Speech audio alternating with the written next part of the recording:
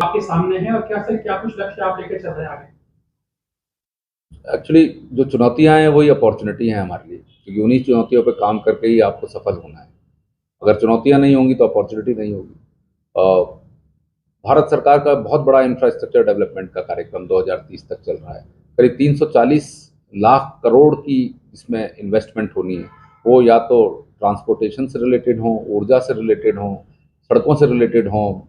इसके बहुत बहुत बड़ा कार्यक्रम चल रहा है और हुडको एक फाइनेंशियल इंस्टीट्यूशन होने के कारण बिल्कुल मध्य क्षेत्र में बैठी हुई कंपनी है, जिसके फाइनेंशियल रेशियोज बहुत ही ज़्यादा स्ट्रॉन्ग हैं, जिनकी प्रेजेंस पूरे सारे राज्यों में हमारे ऑफिसेज हैं। और ऑफिसेज सिर्फ स्केलेटन स्टाफ नहीं है, उसमें बहुत सीनियर ऑफिसर्स दिए गए हैं। हमारे पास कंसल्टेंसी की व्यवस्था है। तो मैं इस टाइम को बहुत ही अपॉर्चुन टाइम मानता हूँ हटको के लिए, और मेरे लिए एक बहुत बड़ा वरदान है कि मैं इस जगह पर आया हूँ और मैं सारी अपॉर्चुनिटीज़ को किस तरीके से देश की प्रगति और राज्यों की प्रगति और हटको की प्रगति में कार्य कर सकता हूँ। हम सारी चीज़ें उस काम के लिए किए करें। 100% मिल पा रहा है, क्योंकि हम अच्छी एजेंसियों को ही मदद करते हैं। हमारे पास से कोई भी ऐसा प्रोजेक्ट हम मदद नहीं करते जिसका इम्पैक्ट हम देख ना पाएँ। तो जब हम प्रोजेक्ट को सैंक्शन करते हैं तभी हमें पता रहता है कि इसका ये इम्पैक्ट किया जाएगा, और उसके मापदंड भी उसी समय तय कर दिए जाते हैं। उत्तराखंड में अभी तक हमने करीब 17 प्रोजेक्ट्स किए हैं, और हर प्रोजेक्ट में करीब 11 प्रोजेक्ट में कंप्लीट हो चुके हैं। और हर प्रोजेक्ट को हम ईयरली बेसिस पे मॉनिटर करते हैं। हमें पता रहता है कि किस कैटेगरी को ये बेनिफिट बनाने के लिए स्कीम हमने सैंक्शन की थी, और उसको हम जाके देख सकते हैं। लोगों को दिखता है वो चीज़ कि हाँ। पहाड़ी क्षेत्र में आप लोगों को किस तरह की चुनौती सामने आती है, क्योंकि काम आप लगातार सरकार के साथ करते हैं, तो किस तरह की चुनौती होती है? क्योंकि अभी देखिएगा जो कोरोना वाला चल रहा है उसमें पैसे लोग फंसे हुए हैं, अभी तक नहीं निकल पाए, तो किस तरह की चुनौती देखते हैं आप अपने साथ? देखिए, मजदूरों के मामले में तो हम यही कह सकते हैं कि आज नहीं तो कल इसका समाधान बहुत जल्दी आ जाएगा। हम सभी भगवान से इस चीज़ की प्रार्थना करें। राज्य सरकार और केंद्र सरकार इसमें बहुत तेज़ी से काम कर रही है।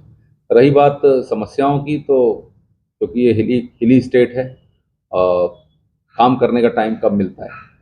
कुछ टाइम पे कनेक्टिविटी की तो समस्या आती है। तो कार्यों की रफ्तार में तेज़ी जिस तरीके से आनी चाहिए उस तरीके से और तेज़ी लाई जा सकती है। मैं ये नहीं कह रहा कि तेज़ी नहीं है, पर इसमें थोड़ी-सी वो है, जैसे आज हम केदारनाथ या जहाँ भी हम लोग काम कर रहे हैं, अगर और तेज़ी आ जाएगी तो और जल्दी इन चीज़ों के इफ़ेक्ट्स मिलेंगे। की बात है 23 साल हो गए, तो कितना बदलाव आप देखते हैं कि जो आप लगातार सहयोग करते हैं, तो कुछ बदलाव दिखाई देता है आपको राज्यों में, चाहे देश की बात करें चाहे राज्यों की बात करें?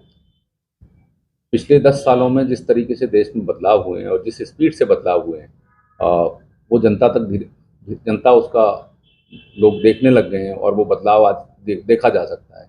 वो भले ही रोड हो, मेट्रो हो, पानी की व्यवस्था हो, हाउसिंग हो, बिजली हो, हर तरीके की जो समस्याएं जिनसे लोगों का जीवन प्रभावित हो रहा था, उन सब चीज़ों में बहुत ही सी चेंज आ गया है। अगर मैंने अभी रिसेंटली हडको को ज्वाइन किया है, अभी पिछले 1.5 महीने पहले। इससे पहले मैं पावर सेक्टर में कार्यरत था। अगर मैं पावर सेक्टर की बात करूं तो आज 24/7 बिजली लोगों तक पहुंचाई जाती है। यहाँ आने के बाद मैंने देखा कि किस तरीके से घरों की व्यवस्था की गई है, और आज सभी को घर की व्यवस्था मिल रही है, रोड्स की व्यवस्था हो रही है, पानी की व्यवस्था हो रही है, इंफ्रास्ट्रक्चर की व्यवस्था हो रही है, लोग कहीं से भी कहीं जा सकते हैं, मेट्रोज चल रही हैं। तो बहुत बहुत बड़ा चेंज आया है। और उत्तराखंड में भी इस तरीके से कार्य किए जा रहे हैं, बहुत ही रफ्तार से काम किए जा रहे हैं, क्योंकि उत्तराखंड में दो ही चीज़ें हैं, जैसा आपने बोला। एक तो ऊर्जा है, और दूसरा यहाँ पे टूरिज्म का है। दोनों ही में बहुत तेज़ी से बदलाव आ रहा है और लोग इसको ग्रहित कर रहे हैं। यहाँ पर ऊर्जा और पर्यटन में खास काम आप लोगों ने किया है, सर कितना महत्वपूर्ण मानते हैं उत्तराखंड के जैसा उस कार्य क्षेत्र में? अगर मैं शुरुआत से शुरू करूँ तो हडको एक बहुत प्रीमियम संस्था है जो बहुत ही यूनिकली प्लेस्ड है। हडको 3-4 तरीके से भारत सरकार के साथ मिलकर, राज्य सरकारों के साथ मिलकर कार्य करती है। मेनली हडको एक एनबीएफसी है जो राज्य सरकारों द्वारा प्रमाणित परियोजनाओं को जो राज्य के डेवलपमेंट से डायरेक्टली रिलेट करती हैं, जिनका जिनका जो आउटपुट है डायरेक्ट जनता के लिए किया जाता है, उनको वित्तीय पारेषण करती है। इसके अलावा हमारे पास ट्रेनिंग इंस्टीट्यूट्स भी हैं, हमारे पास कंसल्टेंसी सर्विसेज भी हैं जो हम राज्य सरकारों को प्रदान करते हैं, और ऊपर से हम CSR के माध्यम से जहाँ जहाँ ज़रूरत होती है राज्य सरकारों के साथ मिलकर जनता के लिए कार्य करते हैं। उत्तराखंड में की तरफ हम बहुत खास ध्यान देते हैं। ये हमारा एक स्पेशल स्टेट है और शुरुआत से ही हमने, अगर आप शुरू करें 1990 से, जिस तरीके से हडको ने राज्य सरकारों के साथ मिलकर काम किया है, या तो वो नेचुरल डिजास्टर्स का टाइम हो या फिर डेवलपमेंट का टाइम हो या CSR के तरीके से हो, या आज भी हम केदारनाथ में बहुत बड़ा काम कर रहे हैं राज्य सरकार के साथ मिलकर। इसके अलावा जितनी भी भारत सरकार की योजनाएं होती हैं, जहाँ पे हाउसिंग फॉर ऑल जैसी स्कीम है या अफोर्डेबल हाउसिंग की स्कीम्स हैं, इनमें भी हडको ने बढ़ चढ़कर काफ़ी काम किया है राज्य